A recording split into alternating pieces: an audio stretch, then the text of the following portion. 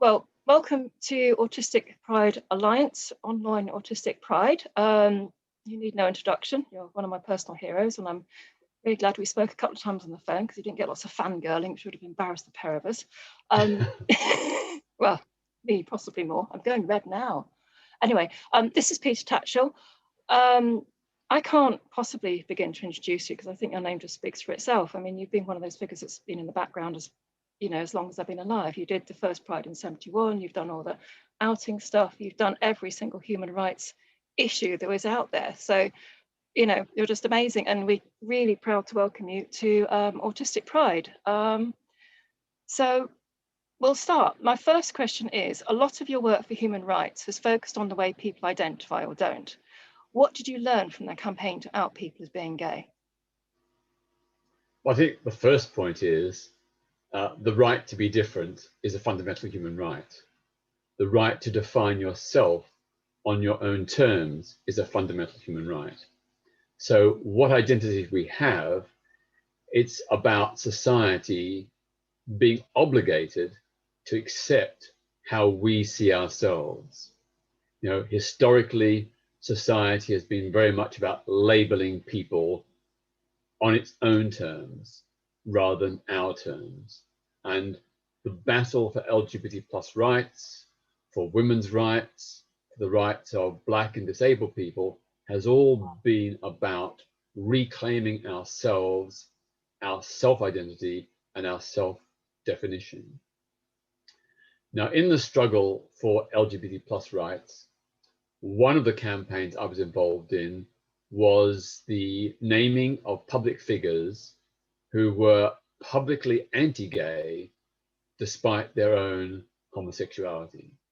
So we were targeting them because of their homophobia and their hypocrisy. We weren't outing them because they were simply in the closet. They were doing things that colluded with harm to our community. So for us, outing was queer self-defense. We were saying to these people, really, you should know better. Really, you ought to, from your own experience, not be persecuting the LGBT plus community. And I think this tactic has a wider validity. I think it's a tactic that can be applied to a whole range of marginalized groups who've suffered exclusion and where people in that community themselves have been part of the system of oppression. Exposing them is ethically right in order to help stop them doing harm. Absolutely. It carries on today, doesn't it? It's still, well, very much so. You don't need me to tell you that. So my next question is, I'm often in a situation where a service provider who provides services for autistic people has explained in private that they're autistic, but they never share this publicly. And does that feel like a parallel? The kind of bit behind that is that sometimes the services aren't really sort of what autistic people would like and would choose, and can harm autistic people and autistic children, but because it's the right way to do and it fits in with the sort of the general feel of what's right in the air, often in a situation where autistic people are doing harm to other autistic people, even if unintentionally. It's a very difficult one. It is, but I would say that where demonstrable harm is being caused, then it would be ethically right to out that person. Yeah. I think we can't go along with collusion or acquiescence with those who do bad things. They, of course, should be perhaps privately persuaded that coming out is the right thing to do. But if in the case of autistic people, they are themselves autistic and they are promoting, colluding with, encouraging, using harmful techniques, then I think that has to be called out. Yeah, it's certainly a situation I would agree with. Okay, question number 3. I was reading an article you wrote about the first Gay Pride, which is the year I was born, where the slogan was "Innovate, don't assimilate." Before we talk more about Autistic Pride, I'd be interested to hear your thoughts on why you started Gay Pride. you know, from my perspective, it seems to have its roots in the other civil rights movements and like Black Pride, etc., and all those sorts of things. But, you know, it'd be interesting to hear your perspective or your view. You're right. Well, the idea of gay pride came about as a counter to the idea that gay people should be ashamed of who they were. That was the prevailing view in the 1960s and early 1970s. So we sought to counter that rebuke of shame with an affirmation of gay pride. And the first ever gay pride event was organized in Britain. I was one of about 40 people involved in the organization in July 1972. It was really a watershed moment because we were publicly manifesting that we weren't ashamed, that we were proud of our sexuality and our gender identity. And this was a real, pivotal moment in British LGBT plus history. Not only did we come out by marching in the streets, making ourselves visible, coming out of the shadows, but we also did so with great pride and a sense of self-belief, self-worth, a confidence that we were good people deserving of dignity and respect. So I suppose in many ways, it is or was a follow-on from the sort of affirmation of the Black civil rights movement in America and the women's liberation movement around the same time. These were three very similar, parallel, overlapping movements, and they were all about a pride in who those people were. Is that why you chose the word pride specifically? Absolutely, yeah. Yeah. Because pride isn't something the oppressed are supposed to have, is it? And it's something you gain. There's different kinds of pride. There's pride that is arrogant, that is self-satisfied. And then there's the pride that we were promoting, which was very much about not being ashamed of who we are. Yeah. I'm a practicing Buddhist, and there's another sort of pride in just being, which is kind of quite similar. It's quite a nice, I can't explain it, so I won't try, but it's a lovely one. The same article that I was reading about the first gay pride talks about how you were all challenging the status quo. And what did you set out to achieve by that? I know you've sort of answered it, but I was interested in how you linked lots and lots of different ideas together. Like it wasn't just for, for queer people, it was for women, it was for children. And I liked the idea that gay pride really was kind of a kick up, society's bottom to sort of say, come on, you can do a lot better than this. Well, gay pride, the first gay pride in 1972 was organized by the Gay Liberation Front, of which I was a small part. Yeah. The Gay Liberation Front was not interested in equality per se. We didn't want to be equal within a fundamentally flawed, unjust society. We wanted to change society to benefit everyone, including straight and cisgender people, as well as LGBTs. We also saw that we had a common interest in other oppressed minorities to stand with and support them, particularly because, of course, many of those oppressed minorities were themselves part of our community. They were LGBT plus too. So the Gay Liberation Front very much allied with the Black, women's and working class liberation movements. We saw that we had a common fight to create a new society. So we had a vision of what society could be rather than what it was.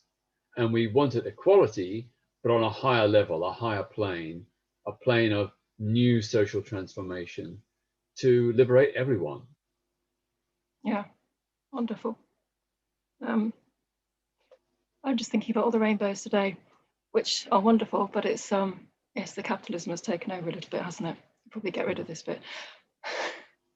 So autistic pride came out as a concept when Aspies for Freedom came up with in 2005.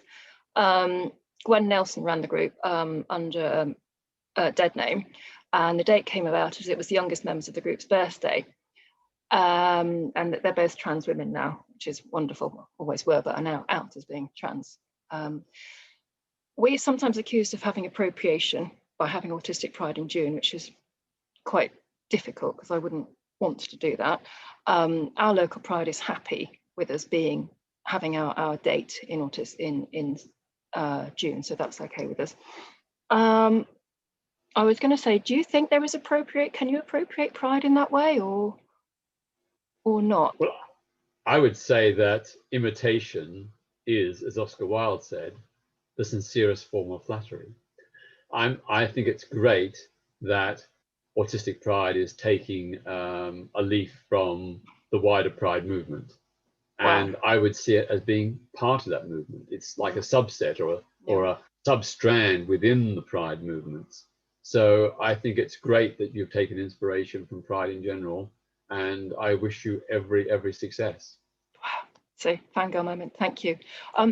One study showed that only 49% of autistic men identified as cis heterosexual, which is really, I think it's fascinating, and similar for women and everyone else.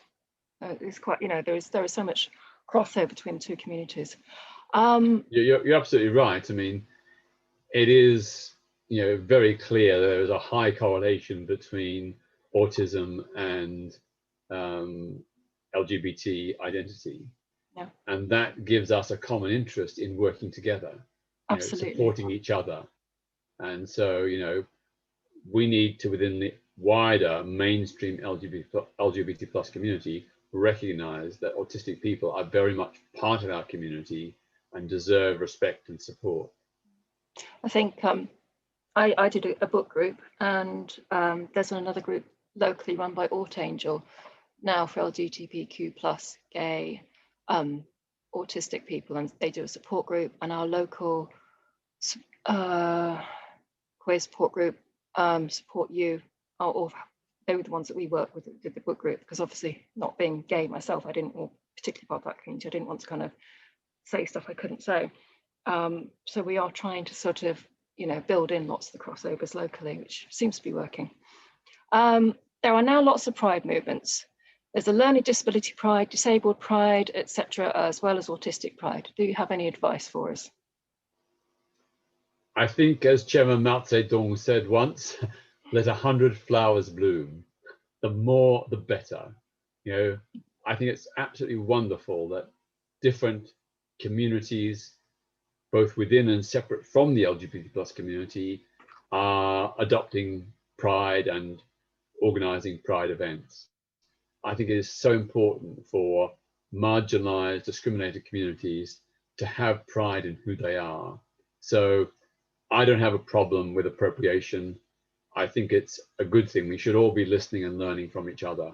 We can take strength from each other's struggles. We can show solidarity to each other's struggles. That's the best way we win progress. It's true. In a way, it's, I share a lot of stuff on my Facebook, like all my friends, about what particular horrible thing is happening to someone in the world. Because, like with the Black Lives Movement, Black people can do as much as they like. It's the white people that've got to do the changing. We have to come together to persuade the majority. There has to be the correlation. And the same with the autistic people. We can talk as much as we like, but until non-autistic people listen, because they're the ones there's more of them, and et cetera, et cetera. You're absolutely right. It does behold the dominant oppressor group to make the change. Of course, those who are victims need to rebel and fight back, need to make their claim for justice. Yeah. But at the end of the day, it is straight people, non-autistic people and others who have to make those changes. They have to recognize where things are wrong, why things are wrong, and how change can effectively put an end to that. And they can only do that if we start yelling at them about it. Absolutely, yeah. Okay, last question. It's a bit of a long one, so I'm just going to read it out. I was reading an article by yours about the government dithering on gay conversion therapy, and I know that you've had a lot to do with this recently, and appreciate all of that. Obviously, there's a correlation with applied behavioural analysis and positive behaviour therapy and other forms of behaviourism based on the work by Love Ask that autistic people are subjected to. Love Us once said that autistic people aren't human until they've actually had this behavioural therapy applied to them. So it's kind of quite similar to sort of some of the stuff that LGBT plus people have been subjected to. It's the same thought process. So I am hoping, and I'm not the only one, lots of people are hoping that once gay conversion is banned, although the government are dithering, we can start on ABA, etc. However, like gay conversion therapy has strong cultic elements and a belief in false science, which makes it hard to argue with. Do you have any thoughts on this and how to tackle the unscientific and disproven foundation of these beliefs? Well, like LGBT plus people, people with autism have often been subjected to a lot of ignorance, prejudice, stereotyping, and so on. And that is very, very wrong. It's very sad, and it very much needs to change. If we look at ABA and the way it is applied, with some people even advocating electric shock therapy or physical restraint as part of that process, that has very strong echoes of the kinds of aversion therapy that was used and indeed is still being used by some people against LGBTs. So back until certainly the mid-1970s, electric shock aversion therapy was used to try and change people's sexuality and gender identity. Now it's more often psychological, emotional, prayer, exorcism, things like that. But they're all based on the premises that being LGBT plus is somehow wrong, flawed, undesirable, and deserving of change. And that is very much the mentality of ABA practitioners. They see autism as a flaw. They see autistic people as flawed human beings. And I think that model, particularly the way in which behaviorism, the ideas of Skinner are being applied, basically reward and punishment, that's such an old-fashioned and very oppressive model of how to deal with autistic people. Autistic people are their own autonomous human beings. Their autonomy, their individuality, their personalities, their right to be in control of their own destiny is such a fundamental human rights issue. Absolutely. Well, I think we're finished. So brilliant. Thank you very much. Yes, awesome. Can I just give you a final message? Yes. I want to express greetings to everyone who's going to be celebrating Autistic Pride this year. Thank you. I wish you well.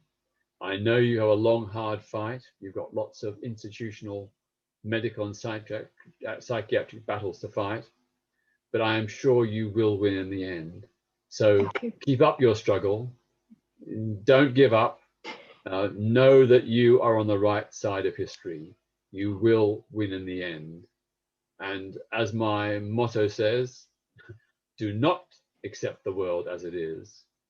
Dream of what the world could be, and then help make it happen. Awesome. Thank you.